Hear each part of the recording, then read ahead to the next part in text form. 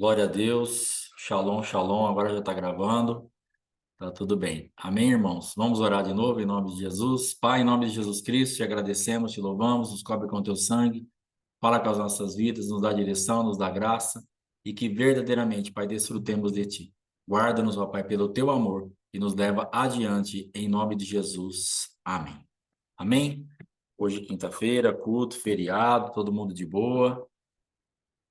Vamos ler uma palavra aqui, Marcos 16, versículo 7. Antes desta, nós vamos ler Mateus 16, perdão, tá? Mateus 16 diz assim: Quem os outros dizem que o Filho do Homem é? Eles responderam: Alguns dizem que é João Batista, outros Elias, e ainda outros Jeremias ou um dos profetas. E vocês? Perguntou ele: Quem vocês dizem que eu sou? Simão Pedro respondeu: Tu és o Cristo, o Filho do Deus vivo. Respondeu Jesus: Feliz é você, Simão Pedro, porque isto não foi revelado a você por carne ou sangue, mas o meu Pai te revelou. Lucas 22. Uma criada o viu sentado ali à luz do fogo, olhou fixamente para ele e disse: Este homem estava com ele. Mas ele negou: Mulher, não o conheço. Pouco depois, um homem o viu e disse: Você também é um deles. Homem, não sou, respondeu Pedro. Cerca de uma hora mais tarde, outro afirmou: Certamente este homem estava com ele, pois é galileu. Pedro respondeu: Homem, não sei do que você está falando. Falava ele ainda quando o galo cantou. O Senhor voltou-se e olhou diretamente para Pedro. Então Pedro se lembrou da palavra que o Senhor lhe tinha dito: Antes que o galo cante, hoje você me negará 3 vezes. Saindo dali, chorou amargamente. Mais uma palavra, Marcos 16 agora. Agora ide, dizei aos discípulos dele e a Pedro que ele está seguindo adiante de vós para a Galiléia. Lá vós o vereis, assim como ele vos predisse. Amém? Nós temos um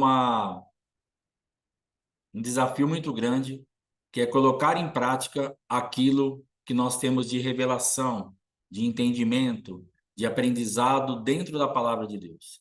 Esse é o desafio do crente, porque às vezes nós vamos num culto, às vezes nós temos um sonho, às vezes nós estamos lendo a palavra e Deus nos revela alguma coisa, seja da forma que for que Deus falar comigo e com você, o nosso grande desafio não é ter o entendimento. Muitas pessoas têm entendimento, muitas pessoas têm uma revelação, muitas pessoas entenderam o que a palavra estava falando, mas o problema é que aonde nós paramos quando nós temos que aplicar isso, porque na aplicabilidade daquilo que nós aprendemos se instaura o grande problema.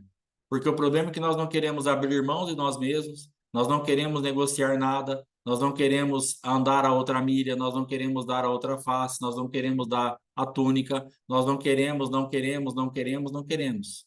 Então existe um leque de opções de coisas que nós não queremos, porque nós nos achamos, se eu fizer isso agora, eu vou ser tonto, eu vou ser bobo, eu vou isso ou aquilo, e muitas argumentações da nossa alma e da nossa carne começam a se levantar para que nós não façamos aquilo que temos de revelação. Mas o que é mais importante, a revelação que Deus te deu ou a tua carne? O que é mais importante, a revelação que Deus me deu ou a minha imagem? O que vai falar realmente diante de Deus na minha decisão? Aquilo que ele falou comigo ou aquilo que eu estou fazendo? Então, por isso que a gente anda muitas vezes como aquela palavra do sepulcro caiado, porque a pessoa ela tem um entendimento, ela tem uma revelação, ela tem uma direção, ela tem uma palavra e ela não aplica aquilo. E ela fica sempre como um sepulcro caiado, sempre maquiada, sempre mascarada. Ela precisa sempre estar com alguma coisa cobrindo quem ela é de verdade, porque ela não consegue sair da atmosfera do eu, ela não consegue romper com as coisas que estão prendendo ela no geracional ou no diabo ou onde for, e ela não avança. Então, essa palavra de Pedro, Jesus estava conversando com ele, falou assim, viu, quem estão falando que eu sou? Uns dizem que é Elias, outro isso, tá aquilo. Mas e vocês? Aí ele fecha a questão para as nossas vidas. Não, mas eu quero saber a opinião de vocês. Eu quero falar exatamente com vocês. Não está interessando aqui o que os outros falam. O que Jesus estava perguntando exatamente? O que ele está perguntando para mim e para você hoje, viu? Que revelação você tem de mim? Não adianta você falar assim, o pastor tem uma revelação tal. Ele não quer saber da minha revelação. Ele está perguntando qual a revelação que você tem. O que você entendeu? Quem Jesus é para você? O que ele já falou para a tua vida? É isso que ele quer saber. Hoje ele está falando aqui com a Maria Dirce, com a Fernanda, com a irmã Maria, com o Paulo, com a Rita, com a Val e com os outros que estão aqui que eu não estou vendo o nome. Está perguntando assim, ó, quem eu sou para você?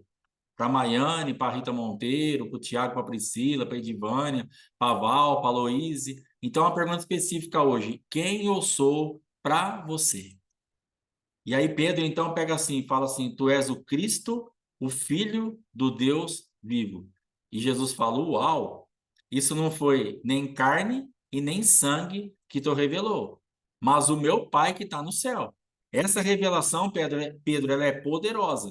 E você não poderia imaginar isso. Você não poderia, da tua carne, do teu sangue, ou daquilo que são coisas naturais e terrenos, você não teria entendido isso, mas verdadeiramente você teve o entendimento do céu. Então, aí, a partir desse ponto, nós começamos a ser provados no entendimento e na revelação que nós temos. E aí que muitas vezes nós fracassamos. E aí que muitas vezes nós não conseguimos entender o que está acontecendo. Porque quantas vezes nós já nos pegamos assim? Mas o que eu entendi, eu tenho certeza que Deus falou comigo. O que eu entendi é da parte de Deus, eu tenho absoluta certeza que foi Deus que falou comigo.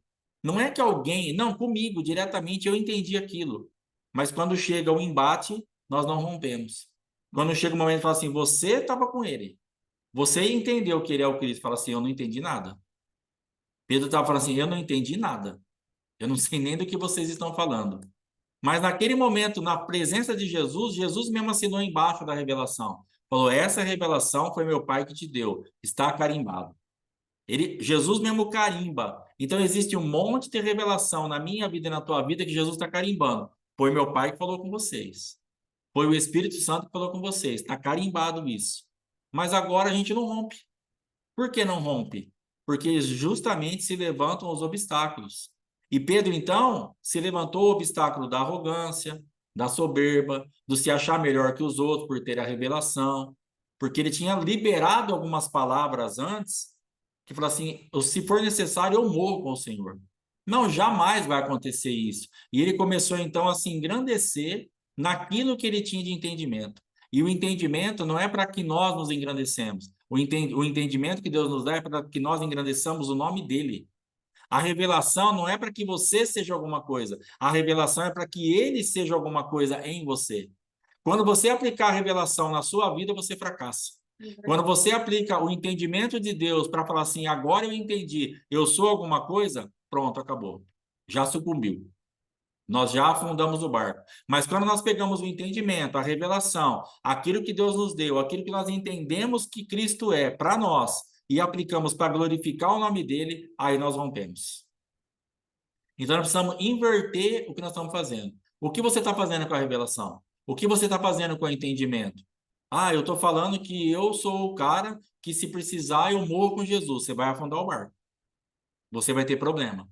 Alinha a tua forma de pensar na revelação, no entendimento e naquilo que você tem, porque na medida que você tiver de revelação, você vai ser provado nela.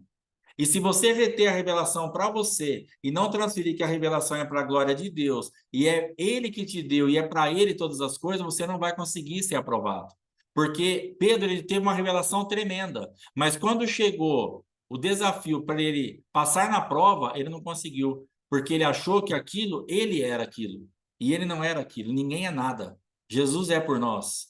Sem ele nós não podemos fazer nada. Sem mim nada podeis fazer. Então Jesus estava falando para ele, Pedro, você não sabe o que você está falando. E antes que o galo cante duas, você vai me negar três. Falou, não vou negar. E nós brigamos com Deus. Nós contendemos com Deus. E por que nós brigamos com Deus? Porque a revelação é tão forte. Nós temos uma consciência tão grande que aquilo é tão de Deus que você fala assim, é impossível isso falhar. Mas o que falhou ali? A revelação ou o homem? A revelação ou a alma e a carne de Pedro? A revelação ou aquilo que ele tinha não conquistado dentro dele? A revelação é infalível. O que ele teve de entendimento é verdade. Jesus era o Cristo de Deus.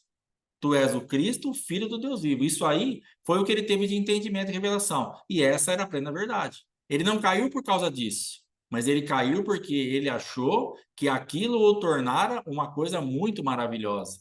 Que ele era alguém assim sensacional, acima do bem e do mal. E que qualquer coisa que acontecesse, ele então tinha uma revelação, ele sabia quem Jesus era, e ele morreria com Jesus e nada o pegaria, e ele iria voar na revelação. E a revelação, nós temos que voar na revelação em Cristo. O Cristo, quem diz que eu sou? O Cristo, o Filho do Deus vivo, voa nessa revelação em Cristo.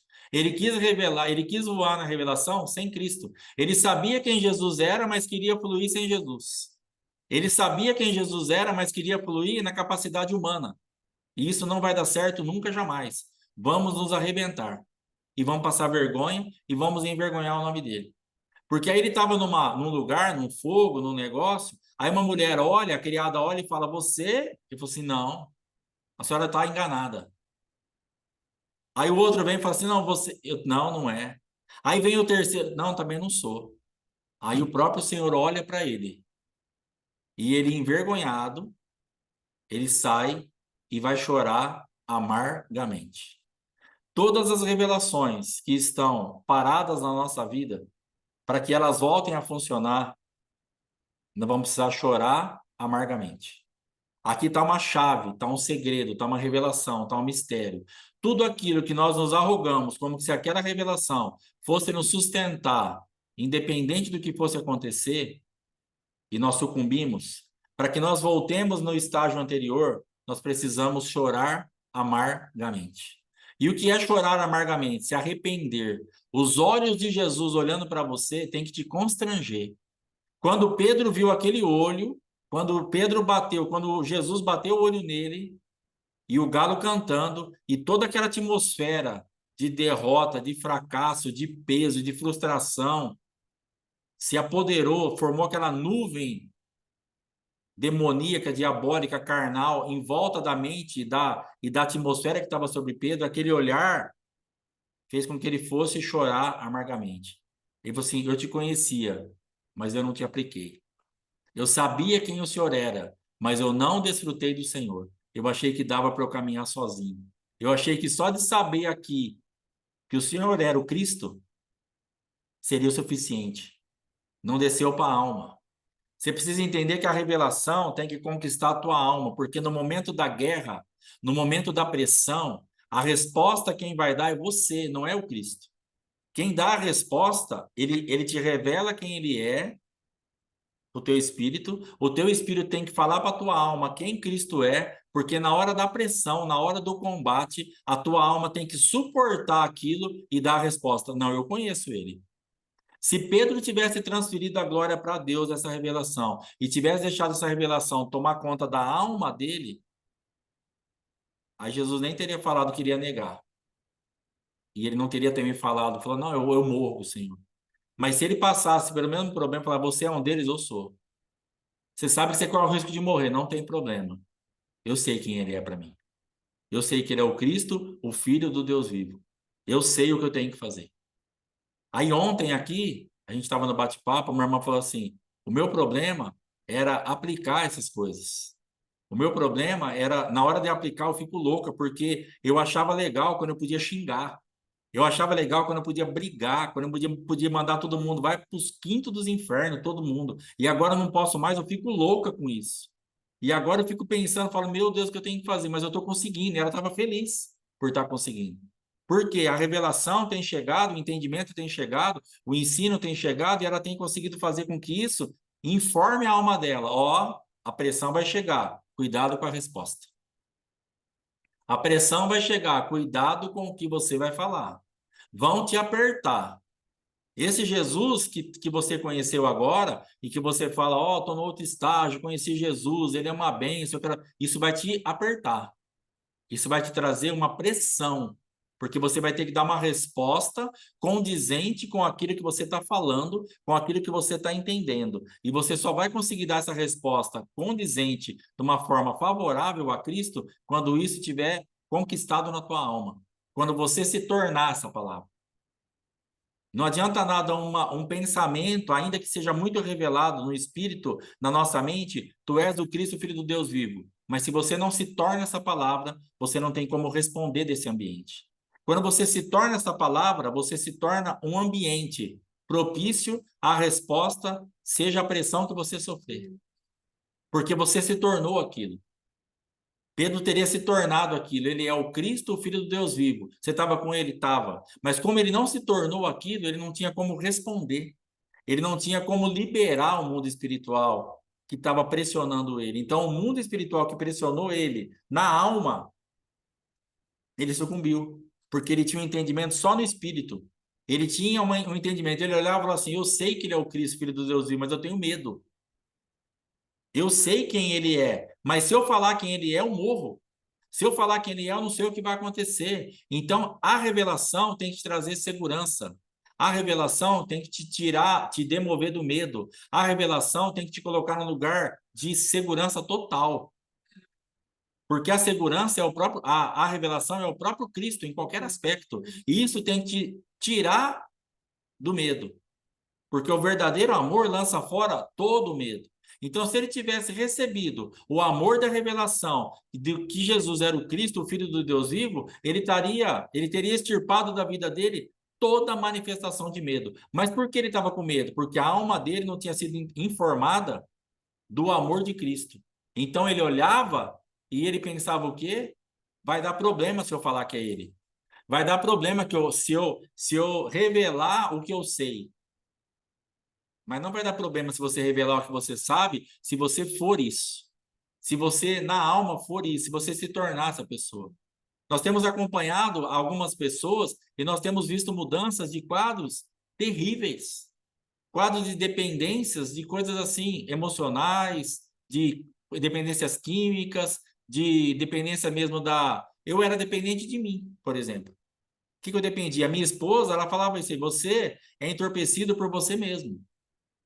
Você não tem nenhum vício de fumar, de beber, de droga, mas você é viciado em você.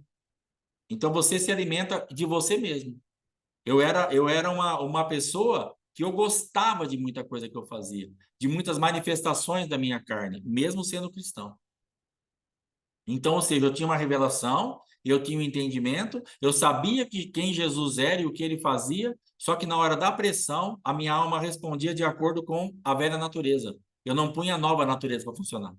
Pedro respondeu através da velha natureza, não da nova natureza. Pedro respondeu através daquilo que ele era como homem. Como homem, ele não tinha condição nenhuma de aguentar uma pressão daquela, de reconhecer que Cristo era o Cristo num embate daquele. O negócio estava fervendo. Então Pedro não tinha alma para aquilo. Pedro não tinha sustentação espiritual para encarar aquilo de frente. Não tinha como ele absorver toda aquela manifestação e sustentar a revelação. Para você sustentar a revelação, você tem que gerar a revelação. Para você sustentar a revelação, você tem que deixar com que ela entre na tua alma. Isso tem que tornar um alimento para você. Para você sustentar a revelação, isso tem que tornar uma comida que você come, rumina, processa e põe no depósito. Quando chegar o momento, você tem como pagar aquela conta. A revelação é que paga a conta.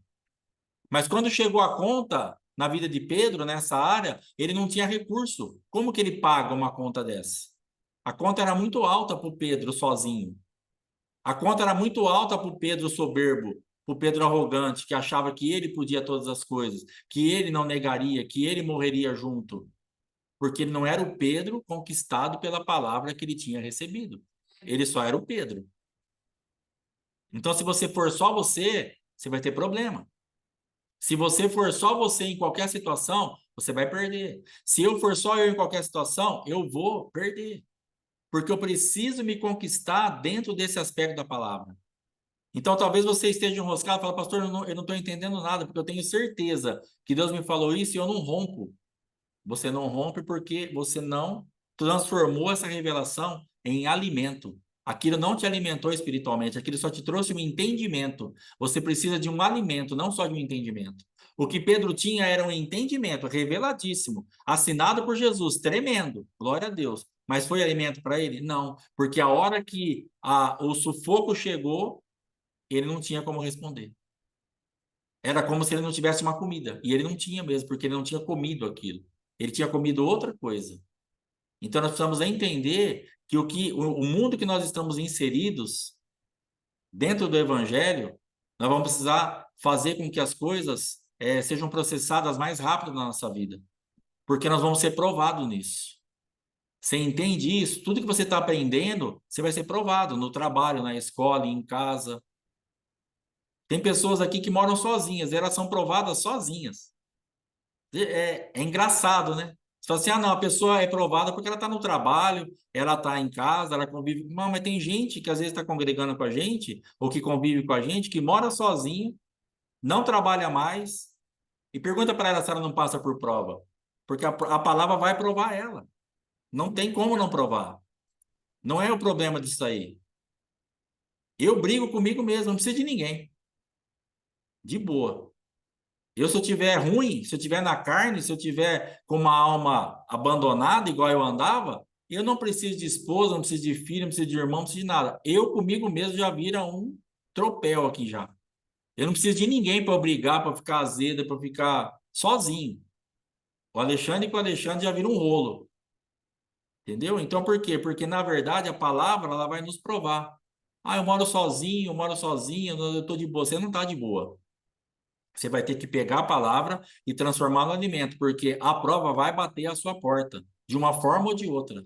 Você vai ter que colocar isso para funcionar. Porque não adianta nada Pedro saber que Jesus era o Cristo, o Filho do Deus vivo, e não pôr ele para funcionar. Jesus não quer te trazer uma revelação inoperante. Deus quer te trazer uma revelação operante. Deus quer te trazer uma revelação que traga realmente para você avanço, que conquiste território, que vá adiante. Jesus, ele não para um minuto. As coisas de Deus estão sempre em movimento. As coisas de Deus, elas são sempre com harmonia, com movimento. Se o homem não tivesse mexido na natureza, e olha que o homem já fez uma bagunça na natureza, mas o pouquinho que eu tenho andado, um pouquinho para lá e para cá de carro, você vê coisas absurdamente harmoniosas, bonitas, maravilhosas, funcionando de uma forma tremenda. Por quê? O dedo de Deus está ali. E o que ele fez funciona perfeitamente, porque tem a totalidade da presença dele. Então, para funcionar as coisas na nossa vida, mas é de Deus, vai funcionar. Vai funcionar se você aplicar a revelação na totalidade que Deus te der, no entendimento que Deus te der, conquistar da tua alma, você se tornar isso, não vai acontecer nada. Senão nós vamos ficar enroscados no mesmo lugar. E aí, depois que Pedro nega, depois que ele tem a revelação, aí depois ele nega, lá no final, fala que ele chorou amargamente. E o choro amargo dele fez com que depois Jesus mandasse um recado para ele: avisa os discípulos e a Pedro que vai estar em tal lugar. Então tem esperança para mim e para você. Há uma esperança para mim e para você, ainda que nós tenhamos andado por caminhos onde nós negamos a Ele, onde nós não entendemos, onde nós não avançamos. Chore amargamente, porque no teu choro você vai reconquistar Ele. No teu choro você vai limpar a tua ficha e Ele vai mandar um recado para você. Fala para Ele que eu vou estar em tal lugar. Ele vai marcar um encontro com você. Ele vai dar um endereço para você de novo. Jesus, ele não está chateadinho com você e falando assim: não, você me negou, não quero mais nem saber. Ele poderia ter virado as costas para Pedro e ter ido embora e falar: cara, eu te falei que você ia me negar, você é um tranqueira mesmo, se vira aí. Ele olha, ele passa uma mensagem, olho no olho. E ele fala assim: cara, é isso aqui que eu estou pensando. E ele leva Pedro a um quebrantamento. E aí então ele pega, e depois daquilo, quando ele ressuscita, chega o recado para Pedro. Para os discípulos e para Pedro em separado, porque Pedro já não conseguia entender que ele estava inserido no contexto. Pedro já não conseguia entender que ele fazia parte, que ele era dos discípulos, que Jesus não estava bravinho com ele. Então eu quero que você entenda hoje, eu preciso entender hoje, Jesus não está bravinho com a gente, porque nós fizemos alguma coisa e nós estamos agora fora do contexto. Não fazemos mais parte. Você é filho do mesmo jeito. Ainda que você tenha, ou eu tenha negado em alguma área, ou feito alguma coisa que desagradou, ele está mandando um recado para você hoje específico. Ó, estou em tal lugar. Estou esperando você. É um recado específico para você, para os discípulos e para cada um de nós que estão aqui individualmente. Jesus, ele é um Jesus do coletivo e ele é um Jesus do individual. Ele mandou um recado para o coletivo, mas quando tinha alguém ferido sozinho, fora do rebanho, ele busca, fala assim, viu? Vem para cá que eu estou com você também. Ele devolve para Pedro um senso de pertencimento. Ele fala, viu, você está junto, não é porque você negou, você já chorou amargamente. Eu já recebi o teu choro. Eu já recebi o teu arrependimento. Eu já sei quem você é. Eu já sei que agora você entendeu quem eu sou, você já ruminou isso, e já tá dando glória para mim e entrando num ambiente de realmente um quebrantamento agora. Porque naquele momento, se Pedro passasse pela prova de novo, ele não teria negado. Depois do choro amargo, que Jesus falou para ele assim, ó, tal coisa, aí ele teria sido aprovado, porque ele foi conquistado por dentro. O choro amargo faz com que a alma dele entenda quem Cristo era para ele na aplicabilidade, na prática, não na teoria, mas na prática. Então entenda que hoje, se você não chorou amargamente, Jesus está te convidando, vai chorar amargamente. Vai aproveitar o olho com o olho. Vai aproveitar essa mensagem que eu estou te passando. Chora amargamente, porque eu estou preparado para receber você de volta. Eu estou preparado para pôr você para funcionar. Você não está fora. Não acabou nada. Nós estamos só começando. Vamos embora. Em qualquer área da tua vida que você fala, nessa área aqui, pastor, não vai funcionar mais. Vai funcionar. Chora amargamente que vai funcionar. Chora amargamente que vai ter um aviso para você, ó, deu tudo certo. Recebi o teu choro, recebi teu arrependimento. Vamos nos encontrar em tal lugar. Não tem nenhuma área esquecida da sua vida diante de Jesus Cristo. Não tem nenhum lugar, fala, pastor, mas eu fiz uma coisa muito feia. O que Pedro fez foi muito feio. Negar Jesus 3 vezes no meio de todo mundo e Jesus vendo foi muito feio. E o que nós estamos fazendo hoje em alguma área, eu sei que é muito feio. O que eu fiz foi muito feio. O que você fez na sua vida inteira, em muitas áreas, foi horrível. Nós fizemos coisas horríveis. Mas agora, dentro dessa revelação, chora amargamente por isso. Porque ele vai falar para você assim, ó, tá zerada a conta. Vamos embora. Vamos trabalhar. Porque existia até uma profecia sobre a vida de Pedro. Quando Pedro falou assim, tu és o Cristo, o Filho do Deus vivo. Jesus, naquele momento, já não sabia que ele ia negar? Sabia. Mas o que Jesus fala para ele? Que sobre essa pedra vai nascer a igreja e a porta do inferno vai prevalecer. Tinha uma profecia sobre a vida de Pedro, tem uma palavra sobre a tua vida. Jesus já liberou um decreto sobre a tua vida. Jesus já viu, se você se posicionar, que tudo vai acontecer. Tem uma palavra revelada do próprio Cristo sobre a tua vida no momento de fracasso. Aleluia. Parecia que ali era um momento de sucesso. Que Pedro estava falando assim, ah, você é o Cristo, o Filho do Deus vivo, o Senhor é o Cristo, o Filho do Deus vivo. Ah, Pedro, que revelação excelente. Sobre essa pedra vai nascer a igreja, vai fazer isso, fazer aquilo. Mas Jesus já sabia tudo. E mesmo assim ele fala, cara, você vai se enroscar, você vai me negar, você vai ter problema, mas você vai chorar amargamente, vai se arrepender, eu vou marcar um encontro com vocês sobre você, depois o Pedro fortalecido, depois de me negar, vai nascer a igreja, vai fazer um monte de coisa, nós vamos estourar a boca do balão. Não perca a esperança em área nenhuma. Fala, pastor, 70% da minha vida eu creio que vai ser restaurado. 100% da sua vida. O Senhor Jesus tem capacidade para restaurar 100% da tua vida. Por mais profundo que tenha sido os nossos deslizes, as nossas problemáticas em qualquer área, não interessa o que você fez. Se você chorar amargamente, se você se arrepender na profundidade que você pecou, tem uma restauração para você. Tem uma palavra para você, sobre a tua vida vai começar algo. A partir desse ponto eu vou fazer algo. Eu não estou tristinho.